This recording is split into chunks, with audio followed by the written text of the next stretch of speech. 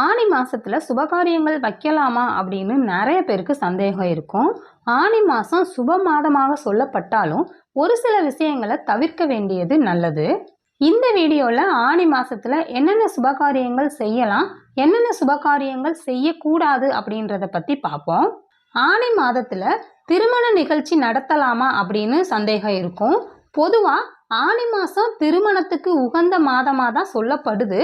ஆனா நீங்க பண்ண போற திருமணம் மூத்த மகன் அல்லது மூத்த மகள் திருமணமா இருந்துச்சு அப்படின்னா அந்த திருமணத்தை ஆனி மாசத்துல தவிர்ப்பது நல்லது. அதாவது இளைய மகன் அல்லது மகள் திருமணத்தை தாராளமா பண்ணலாம். மூத்த மகன் அல்லது மூத்த மகள் திருமணத்தை தவிர்ப்பது நல்லது. நிச்சயதார்த்தம் போன்ற சுப நிகழ்ச்சிகளை ஆனி மாசத்துல தாராளமா பண்ணலாம். ஏதாவது புதுசா தொழில் ஆரம்பிக்கிறதா இருந்தா அதையுமே நீங்க ஆனி மாசத்துல பண்ணிக்கலாம். கடவுள் வழிபாட்டு நிகழ்ச்சிகளை தாராளமா ஆனி மாசத்துல நாம செய்யலாம். புது வீட்டுக்கு கிரகப்பிரவேசம் பண்றது, புதுசா வாடகை வீட்டுக்கு பால் காய்ச்சி குடி போறது, இது போன்ற நிகழ்ச்சிகளை ஆனி மாசத்துல தவிர்ப்பது ரொம்பவே நல்லது.